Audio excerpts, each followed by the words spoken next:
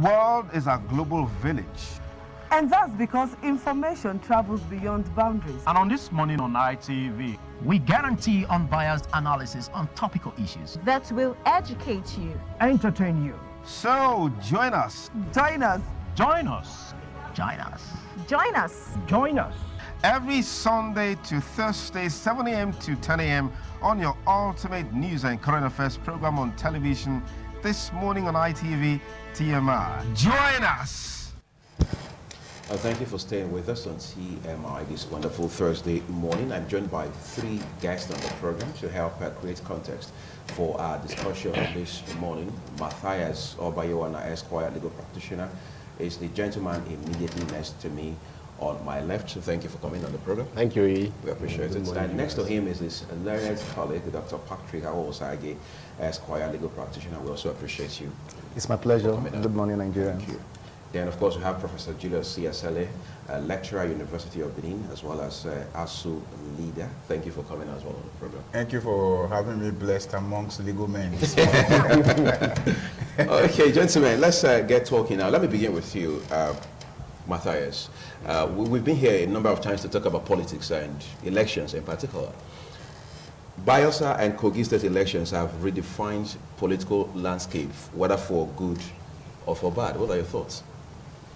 Well, it's most pathetic to have elections conducted in such a manner where there were evidence of outright violence, snatching of ballot papers, killing and maiming and all of that. A couple lost his life, some other persons were burnt alive, you know, so many other things, and results were declared.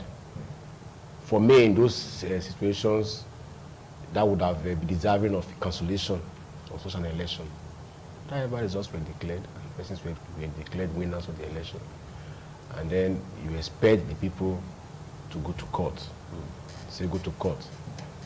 And if you look at the legal framework for aggrieved persons in this situation, to go to court to challenge such occurrences, the courts will always tell you that if the violence is not substantial enough as to affect the outcome of the general election, then they cannot obtain the election. Such cases dead on arrival, right? Exactly.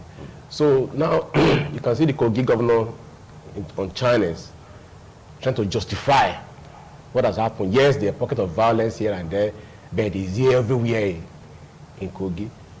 Must it be everywhere in KOGI? The spiral effect. Somebody hears of what is going on in a particular area, how people were burnt and destroyed. The others hear of gunshots being fired at voters and all of that. People scamper for safety and they run away, leaving the materials to be used to vote, and other persons snatch those materials. And you come out to say, well, the violence is not so much. Must there be violence at all? Can people not go with the confidence that they are going to, for a peaceful election, to vote and elect person, you know, of their choice?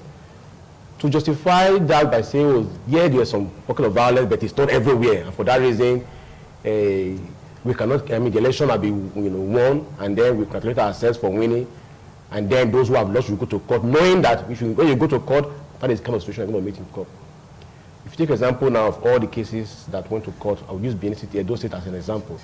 For all the cases that went to court in the Electoral Tribunal in Benin, no one survived. No one survived. Could it be said that nobody could prove the allegations, you know, of irregularities and the rest of it? You know, but the judges in their own wisdom came up with position to say that you must call a witness in every unit. So if you have over 2,000 units or 3,000 units in a particular constituency, you must call one witness at least one. Yes, in every unit to testify as to what he saw. Even when the documents are there to show, for example, when there are votes that exceed the number of persons accredited to vote, a lot of that, there are obvious things, you know, discrepancies on the face of the document presented by the petitioner. The court will tell you, yes, these documents are there. They will tell you it is dumping. That's the language they use. That you brought this document to court to dump it on us. Yes, we can see this thing, but we cannot review it. We cannot, unless a witness come to tell us how it is so.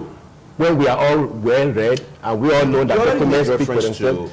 So you find a situation whereby, in such situation, you have the Herculean task of proving the case. And then you go and say, well, you couldn't prove your case, matter goes. You've talked about evidence, for example. I mean, you and I have even talked about the Evidence Act here on Law and You some time ago. Just yesterday, Dino Melai, who also has been affected by all of these dramas, I would love to call it now, associated with the KOGI elections, went to INEC head office to present what he calls 21 video clips to the commission to make them see reason as to why these elections, particularly the ones that have to do with the senatorial election in KOGI states, KOGI, the one that affects him, right, to be cancelled. That's some evidence, but it will appear that's not going to hold water, as we say. When it gets to court, it will not hold. See, the INEC has the power to cancel an election where they find these obvious cases of pockets of violence. Okay. Because that was the basis at the first instance when they challenged Dino Melai's election. That was the basis for the tribunal to say, go back for a rerun. Because I believe the elections were not done in those areas, in compliance with the Electoral Act. There were obvious irregularities. Go back. And now the same irregularity by reason for which you asked them to go back has even been, played and more than what it were when they came to the tribunal. So it would be good and wise for INEC to have listened, to have looked at all those. They cannot play ignorance of all of those things. They know. To look at all those evidences and find out from their persons on ground, those they send as ad hoc staff, and then do the needful by cancelling the election. Okay, let me come to but they wouldn't do so. That when you see that election result have been declared, so the option you have to declared is tribunal. And you go to tribunal, then you meet judges who will tell you, with all due respect, that you couldn't prove your case, you couldn't bring evidence to come and justify that who were those who were there when this act of violence was taking place. How can you say that it was the candidate who hired these thugs to come and do this thing? The thugs did whatever they did on their own. Including fake police. Exactly. So they bring so many issues, and then the obvious will be swept aside. Is that democracy? Okay. Is that, the vision people are come to be? Let's talk about this and see what exactly is democracy. I want to talk to Patrick now. Are we not putting so much on INEC? Every time we have an outcome such as this, all fingers almost are pointing at INEC.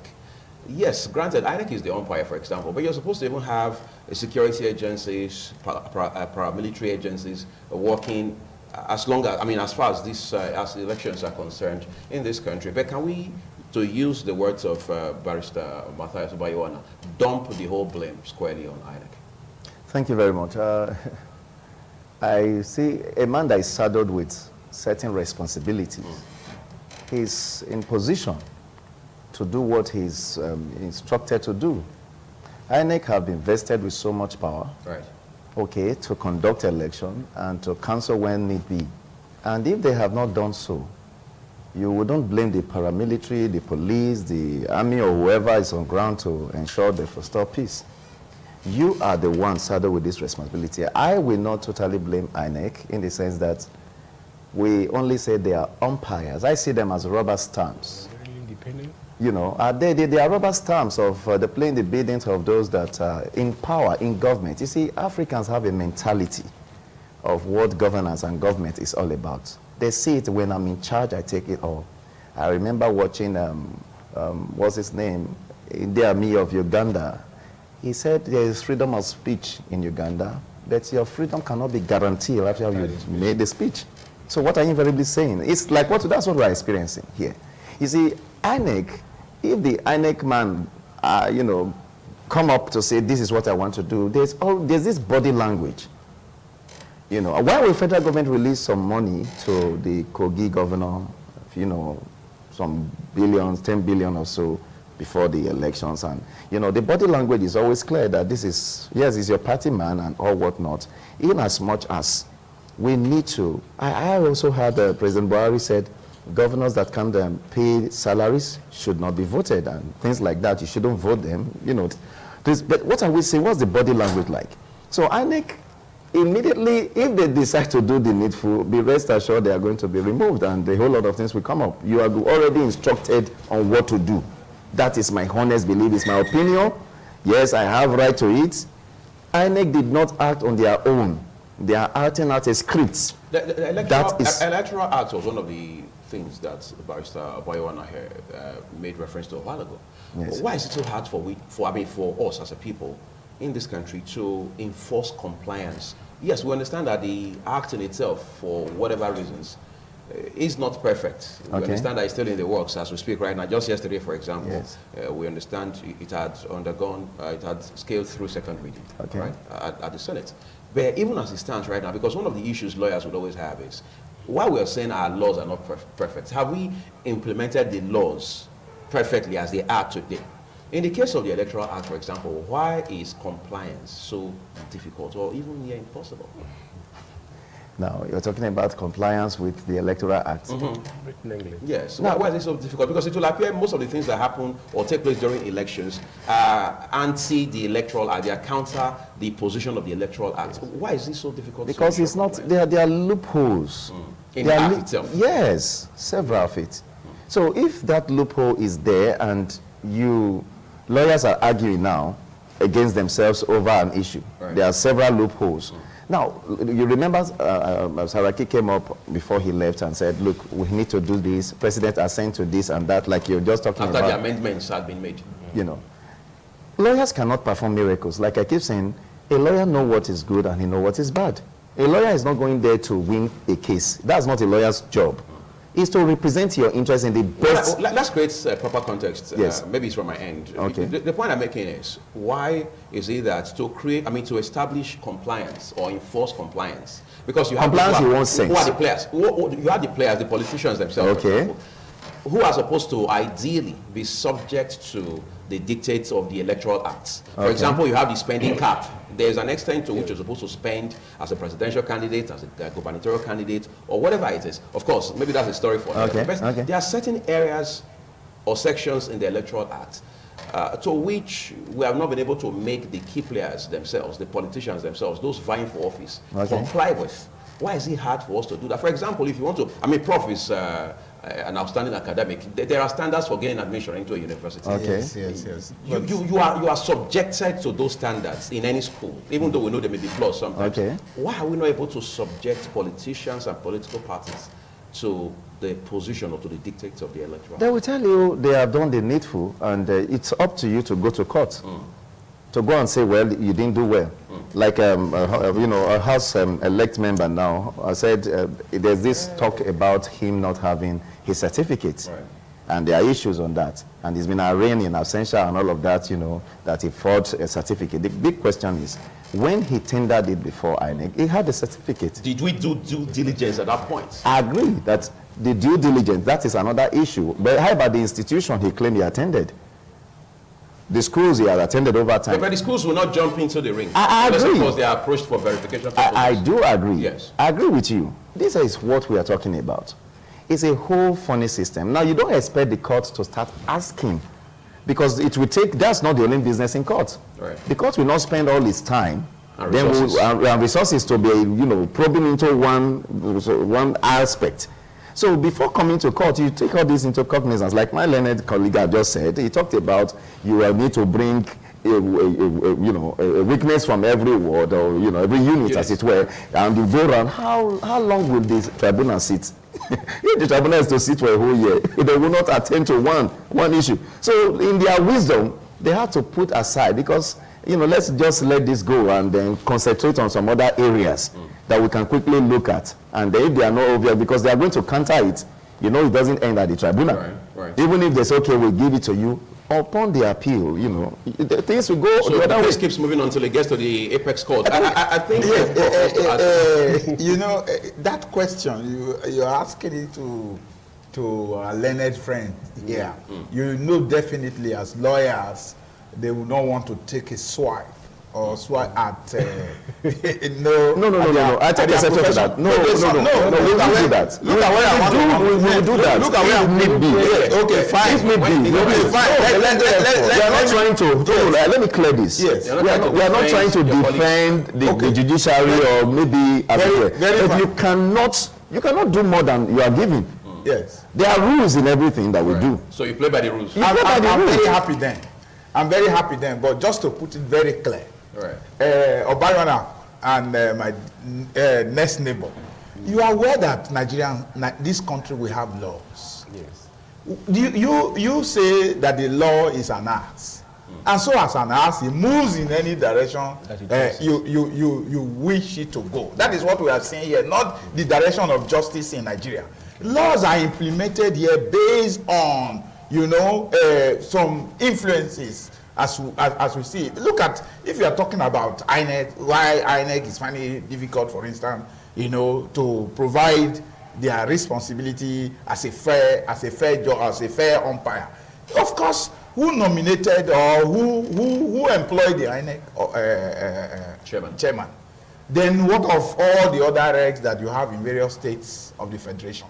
How were they sourced and then imputed into these processes? So what you find here is that the way we have talked about it before, the way we throw up, you know, various persons into government stools is very, very faulty. It's the man the piper, you know, dictates the tunes and all of that. So how do you expect, for instance, Mahmoud to do anything differently from what Buhari has sent him to go and do? It is going to be very, very difficult. Forget what we are saying here. But then, the truth about it is that there have been processes in this country that have been, you know, verified, and you have seen that it is faultless if Nigerians decide to be bold to implement it. That I think keep maintaining the process of Humphrey Mosu. We keep talking about it in this country. It is very clear. You have seen now that the electoral processes, you know, get worse from one election to the other. Is that not what we are saying? Right. The last one, everybody cried with the presidential election and all that. We are very worried. But has KOGI and the BAYELSA election yes, have they not taken Nigeria behind? We are growing worse. And then if you of course, you know, we are preparing for elections in this state with all the dynamics that is in place. You know what is going to happen in this state. So you have seen that this process, the process of throwing up leaders in Nigeria, is very, very faulty. Humphrey Mosu brought a pattern. If you want to come out to vote, you come out. If you want your person elected, come out, queue behind him. Let him see that, yes, that you believe in him and all that. And we are saying that until we decide to open our eyes in this country and face reality, we won't get it. It is very wrong. The process now is very, very wrong. The INEC persons were put there in government by somebody who is in charge of governance, and if you don't do his bidding, of course, many things will happen to you. The list is even removing you from office and all that. Let's talk about even the build-up to elections. Yes. In particular, because it will appear most times we're not having the right conversation about issues. Most times campaigns are more about individuals. If you look at KOGI, for example, even months up until, a few weeks up until the rerun election between Smart Adeyemi and Dino Melaye, you realize that it was more about the two individuals. You know, they were going back and forth about themselves, how that one person switched from one party to the other and vice versa. What would have thought, conversely, should have been about the issues? What do they need in this constituency that both of us are vying over? Is it water? Is it education? Is it health? Is it skills acquisition centers? What exactly do they need that we should make priority number one? Our priorities are misplaced, even as politicians. Very clear now. Even they went amorous during that the campaign. You notice what where Dino said is better in bed than Adeyemi and all that. You can't imagine how a people can trivialize. Be trivialized, and all that. But the truth about it, like we have been saying, is that it's individuals here, not institutions. And so when we continue to grow in the dark. You know, nobody is facing the real thing anymore. We are seriously derailed as a country. In the past, of course, you talk about how you want to go about education, the various statutes of a society and all that, how you want to go about them, provide water for the people, provide shelter and all that. So it is individual. That is why you find these young men who now, they worship these same politicians and all that. So I've heard somebody pray, said, let the disease that will kill you, kill me. You can imagine that, because he wants to extract money from the individual's pocket and all that. So that is what you see in this country. We are still derailed. The issue is not, that is why we must overhaul the entire system. The entire system must be overhauled, because we will not, I told some persons at Ojota in Lagos yesterday, I said, look, with this system, there's no way your children, my children, will still come and complain, and their own children will also come and complain if we don't take destiny in our hand. What is the biggest problem in this country? It's not civil disobedience, it's civil obedience. Let me cite the KOGI experience. You notice there was one community, or is it a polling unit, where the boys, against gun-toting thugs, came out boldly and said enough is enough, and they repelled them and all that. So what we have here, unarmed. Yes, unarmed, the boys faced them, and they were able to repel them. So that is people coming out, taking destiny in their hand. We know, yes, it's risky, but for once, let us say we cannot continue this way. But the truth is, the structure, Nigerian structure, is very, very faulty. The electionary process is very, very faulty. We need to do an overhaul. Complete overhaul. Okay, I'm going to allow you to catch a break now, Prof. But just to let our viewers know, especially for those who have been following the Miss ITV Hot Legs 2019, that will be giving out free tickets, 20 free tickets on the show this morning for the first 20 callers. We'll be opening our phone lines for you in the course of TMI this morning, just to give you that leverage, so you can get complimentary tickets to be at the grand finale of this very big and August event. We'll put the number on the screen in a bit, so you can put your calls through when we open the telephone line for you. But I quickly would like to turn back now to Matthias. We're talking about violence and all of the irregularities that characterize elections again and again in this country. A lot of persons have said there's a historical pattern to it. I mean, in our lifetime, for example, we've heard politicians threatening about how that they were going to bring military men to rig election in this country. Those politicians are still alive today. And those of us who heard them, who watched them on TV, who still get to YouTube to watch some of those videos today, are still alive. These things are not just going to leave us magically. Something drastic, something unconventional perhaps must be done, right? Exactly. You see, that is kind of linked to the question you asked my friend a while ago about compliance. You see, the law has been made, provisions have been made for all of these things.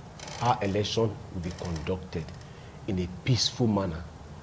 There's nowhere in the law that is suggested that people, thugs could come to the polling unit or voting center and scare people away and snatch ballot papers. Those are things that shouldn't be done. There should not be act of violence. If there's any such act of violence in the polling unit, any person arrested in the course of that could be could be prosecuted and jailed. They are there in the Electoral Act. But are they complying? Are they enforcing it? Is how many persons have INEC arrested if they are not playing a role of of complicity? How many are they arrested that have come to snatch ballot papers? How many have been identified that have come to snatch ballot boxes, that have been taken to court, that have been jailed and convicted without them being protected by the government of the day? How many? How many of those persons? Look at the case now of outright violence. Dino has come now. Look at videos of all of these things that are happening in my constituency. Find out from your people whether this did not happen. For this reason, cancel the election. You have the powers under the Electoral Act to cancel the election. You'll be shocked that the man, INEC, will not cancel the election. Non-compliance. They will rather tell you to go to court. So that's why I will not take the blame too far from even the judicial system. I will not. Because the judges by themselves make law by interpretation of the particular law. The Electoral Act has been placed before you to say that certain things must be done in a particular way to ensure a free and fair election. There is nothing suggestive of any act of violence or ballot paper snatching or whatever it is, or the influence of the police or soldiers to harass voters. It is not there. And when you find such issues in the election period, and you're trying to bring these cases before the court, you are even showing evidence before the court that people ballot paper are stuffed or increase the figures on the result sheet contrary to those accredited and all of that. You are showing documents. The court tells you that they cannot look at those documents. You should go and bring some other person to come and speak to it, somebody who saw this act of violence take place and how it took place. What is that going to do with documents before you? That shows that this document from INEC, certified true copy, this is the result of the election. Look at the number of those accredited for the election. How can the result be more, the figure in the result should be more than those accredited? Does it not show fraud on its face? In the evidence, as they say, the evidence, the documents speak for themselves. But in the election petition, they tell you it's sui generis. It's a case of in a class of its own. So you must bring somebody to speak to that document before the court can speak to you, can assess it. In a caustic environment. So the judiciary on their own should distance themselves from this approach. Because I played a role in one of these election petitions in Benin, and I actually saw these things firsthand, and I pitied the petitioners. All the petitioners all failed, not because they don't have evidence to show. Like he said, how many witnesses can you bring? And what are the time slots given to the petitioners to bring witnesses from every unit to be able to prove the cases when you have brought documents to show what has happened? And the court will say, I will not look at the document. But in the ordinary civil proceedings in court, when you present documents, the court will tell you, I will look at it, documents speak for itself. But in an election petition, the judges will tell you that it's sui generis. We cannot look at it unless somebody speaks to it. You see what I mean? So, do you think that laws are ambiguous? Do you think it is not ambiguous? Because laws are made for men and not made for laws. So it's for those who are interpreting it, those who are enforcing it, that should do the right thing. The excellent laws have been made in Electoral Act. It's just that people are manipulating it. That is why the previous Senate asked for an amendment to the Electoral Act to say that people, the results should be sent first hand. Once you finish the development unit, send it to the central server. Monies were voted for that server. That money was accessed. The server itself became exactly. So at the end of the day, they said no server exists. Evidence were brought as to how INEC officials talked about a server that existed, how many were budgeted for the server, and whatever. Some other officers even came to say, yes, I sent the result to the server. Allow us present this result. And the court says, since INEC has said, yes, we don't have a server. Though they have even that they have a server, we don't have a server. Somebody want petition to say, you hacked the server of INEC.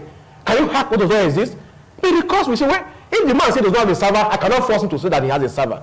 For that reason, I will not look at any result from any server. I will look at those results that are represented by INEC. So all of these things, manipulations in the system.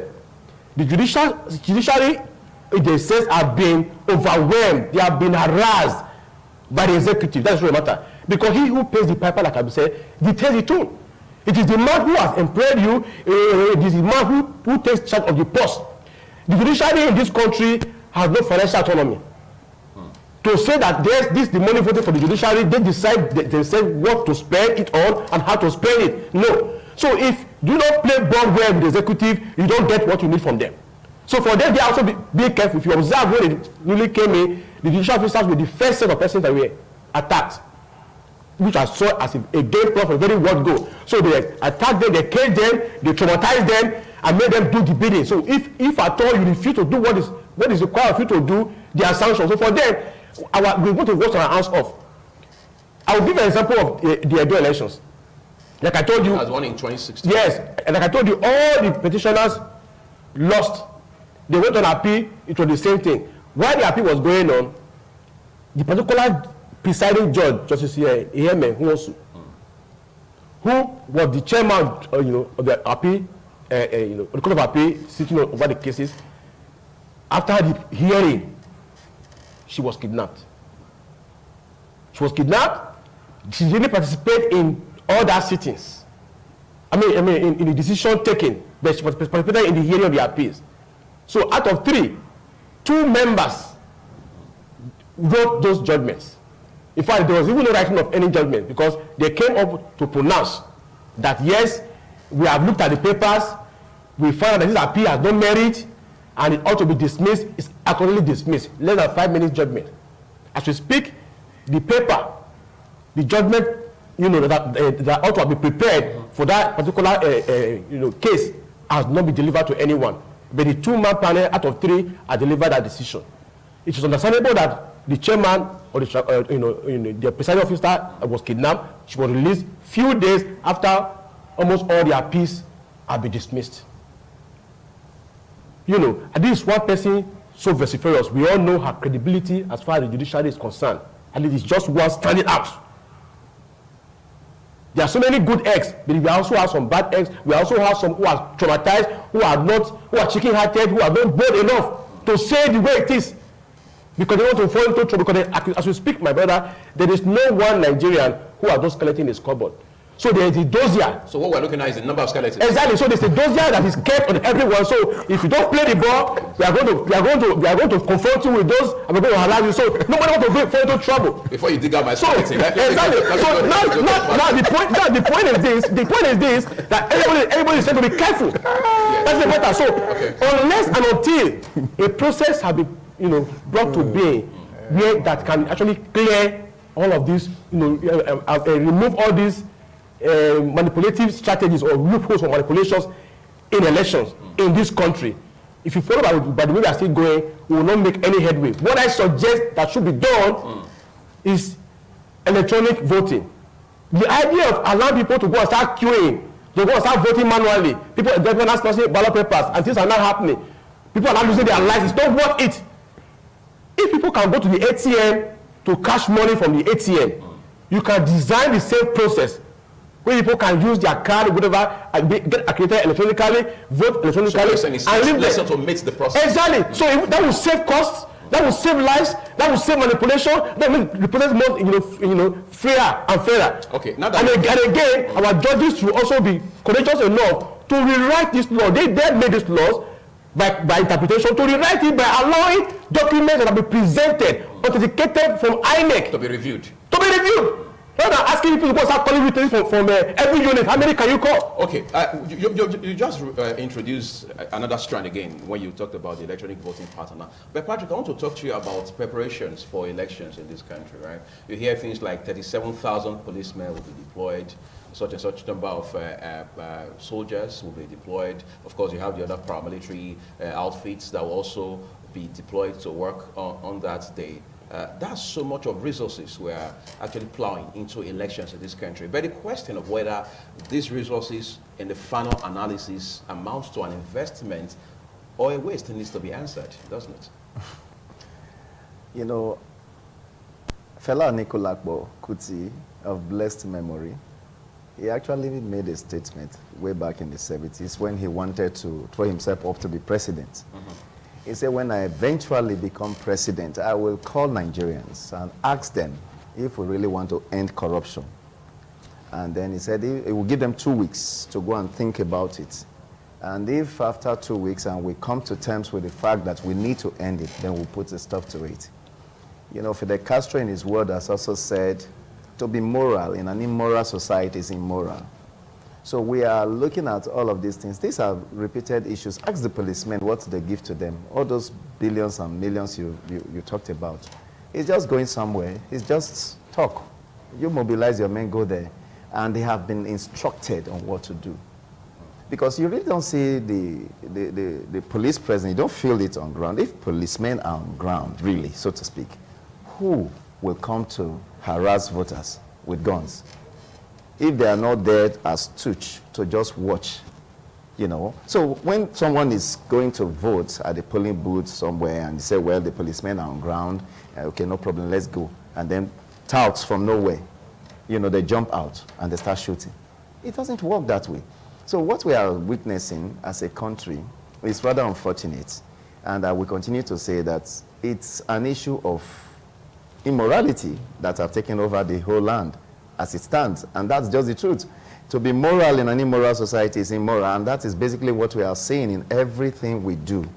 So whether you are talking of election, anywhere, in governance, so they are so complacent.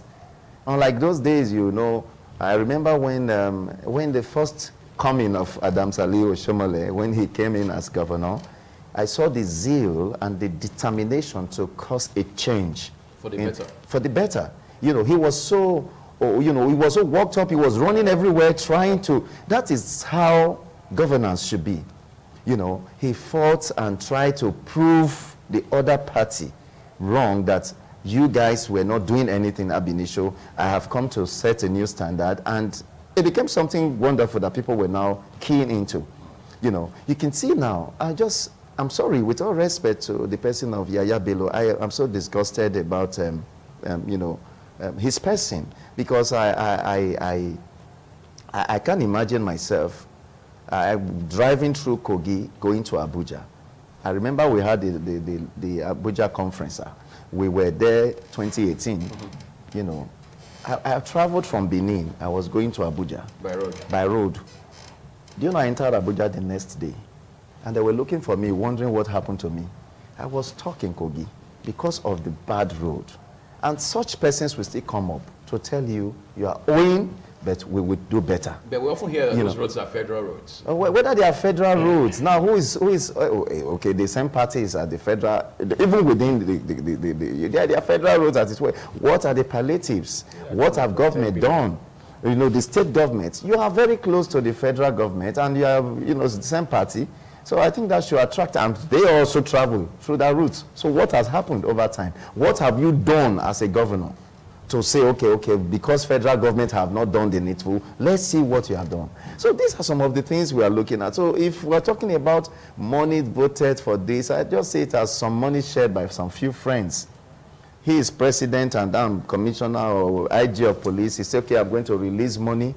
I'm leaving 50 billion for you. I say, thank you, sir. You know, that is it. I take some money and just send my boys, see commissioner, put your heads together and send your boys out just to go and observe. Policemen are not there.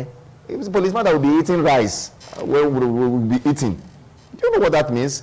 Enjoying yourself. He's not on a fast. Hold on, I'm not saying he's on a fast. You should understand that you are here to serve. You are here to protect lives. You are not, look at what happened in Ogbazu the other day, that some were drinking, and look at how they kidnapped, the man in charge there. So what I'm saying, the lackadaisical attitude, the unseriousness already shows that they are not here for serious. We should be alive to our responsibility. They already show that they are not ready, or they are here for something else, just to be there. Just to be seen there, not that you are really here to checkmate or to forestall peace, as it were. They come there and they do all, those boys jump from nowhere. They just fulfill righteousness. Just like maybe they even call them that they have started now. They even use phone to probably call them to come. That's an allegation. Whether you call it an allegation, because I don't see any reason. The right-thinking policeman would not do that. I know. Well, what I'm trying to say is this. I'm not saying the police call, as in, we are set now. Election is about to start. You guys should come on board and then displace these guys and then do what you have to do. And that's how I see it, because I see no reason that something that was going on smoothly, all of a sudden you hear, somebody go violent and people just jump in and pick up ballot box and they are running and police can shoot and nobody's arrested. And even like he had said, even those arrested, what happens to them? What happened to them afterwards? So what is it? So it's just a matter of let this thing be. It has become an entrenched system in our society, and that is very, very bad. If we really need to cause a change, we want to stop this, we can. We can. Who has that moral savvy? Who has that strength? Who is ready? Now, if you're talking about who is president, I keep talking about, like a young man wrote some time ago, he said the integrity of the president he hear about it, he have not really seen it. Just the way they talked about the corruption of Atiku. He said he's been talked about, he's so corrupt that no court has convicted him. These are some issues. A man of integrity should come up and say, no, this is wrong. We must cause this change. What are we seeing in our country today? I must tell you the truth. This administration is the worst in all. By what standard? By all standard in terms of corruption. Things are done it's just that there's not much of throwing around money. That's why people feel there's no corruption going on. And that's wrong.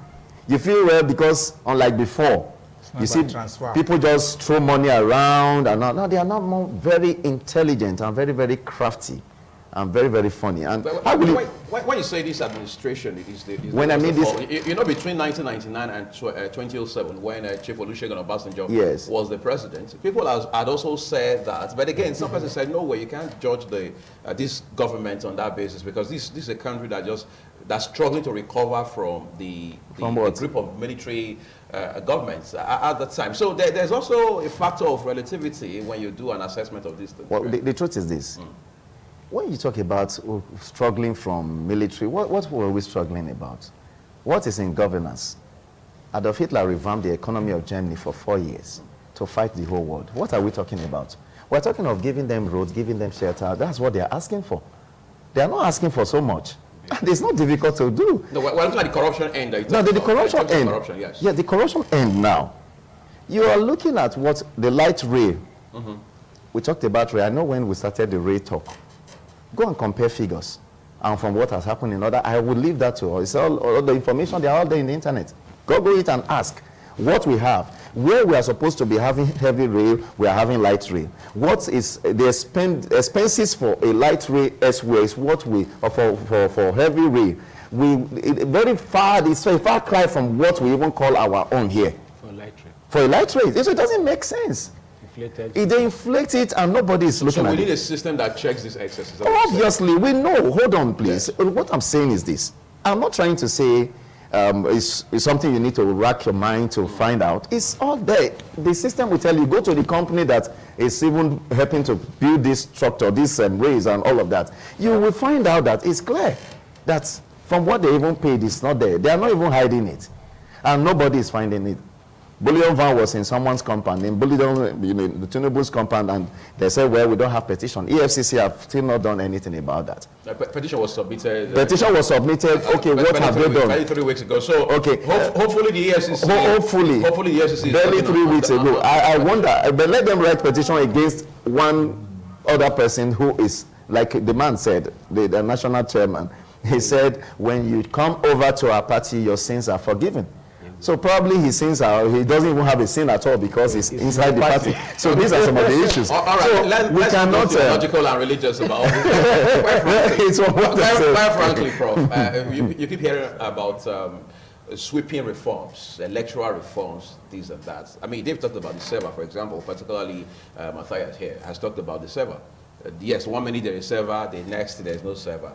Of course, electronic voting will save us a lot of resources, time, even these needless bloodletting and so on and so forth. We still have countries across the world where people can go cast their vote just in the course of break from the office. Exactly. It's that simple. They have early voting in the US, for instance, where people keep saying, don't mention US. US is an advanced country. Nigeria is far lagging behind. One thing is advanced. Even if we have to start from somewhere, there's something called little beginning. Is this our little beginning or we're doing worse? Which beginning? We're not even started foundation. Have we started anything? We are applying the old rule. We are still in the analog stage, and the analog is giving us worse situation. Nigerians are getting worse in their act of violence and all that. So we have not started at all.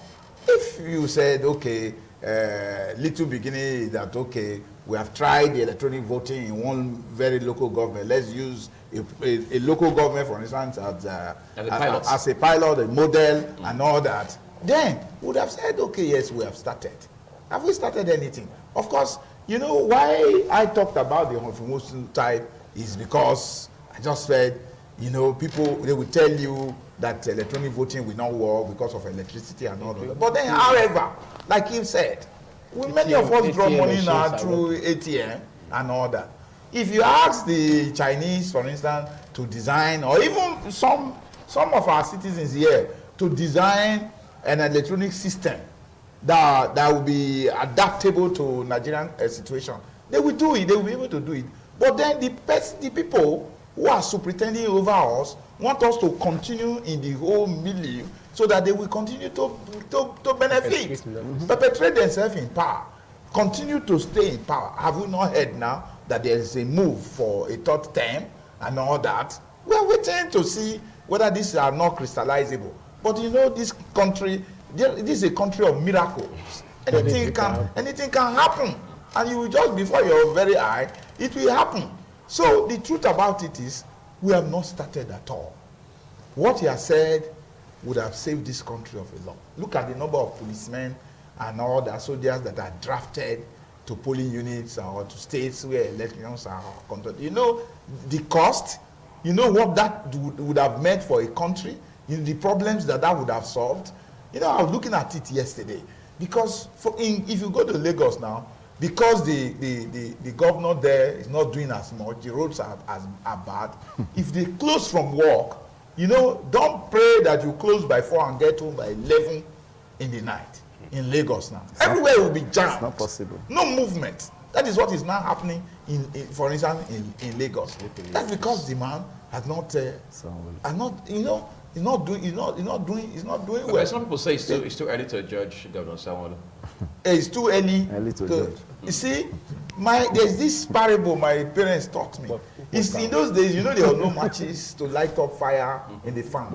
So it is one tiny firewood you will take at home that you definitely will fling before you get to the farm. It is at home you will know whether it will get or not. Yes. You don't need any soothsayer to tell you where we are ending. Of course, you talked about preparations before election. Part of it is the way he was prepared to take over the governorship too in Lagos. Right. So you will know for the traps have been set for him, meant that there was no way he was going to succeed. Because, of course, you have risen to power through the shadows of, shoulders of a godfather. So are you not going to, you must worship and serve that godfather. And so most of the funds or money, revenue from Lagos will go into, and then, but what really we ask is that where are we taking all this money stored and all that? So the basic truth is that we have not started as a nation, because in fact, let me not paint a very good, but the situation truly is hopeless. It's hopeless. It's hopeless. But again, I'm happy, even though you now say the situation is so hopeless. Just a while back, you said, unless we do something drastic, yes, exactly, the situation will remain the same or even worse. Yes. So, which means we have the option of doing something drastic. Yes. So whether or not we want to take that option be also on us as a people. That is why I'm saying. That is why I made the other statement again. That the problem we have in Nigeria is not civil disobedience, it's civil obedience. Okay. And that is what is going to bring the drastic. Nigerians must continue to ask questions and push for transformation. Let me cite an example. A conductor in the bus, you know, had these squabbles with this woman that I said, this is the route I'm taking through this, but you shouted earlier that this is where you are going to. You called us, and then now you are going through another direction. Then immediately another person, a passenger retorted in the bus that when they get there now they will hand you over to another bus. And I shouted in the bus, I said, how can we continue like this as a country? Simple sincerity. This woman has said, if you are not going to go through this route, let me come down and take another. You urge her on just to collect her money, and then you get somewhere and inconvenience her. And you think that is Nigerians must learn to protest. Okay. Nigerians must learn to resist. I know you champion that cause a lot, and I sure believe that Nigerians will have to continue to ask the right questions about these issues, especially elections, because it matters how we throw up leaders in this country, and of course that's ultimately will also determine the quality of leadership that these leaders will provide by the time they get into office. Thank you, gentlemen, for coming on the program. Matthias Obayiwana, we appreciate you, legal practitioner. Dr. Patrick Awosage, legal practitioner, thank you as well for coming. And Professor Julius, the SLA ASU leader, we appreciate you, gentlemen, for coming on the program.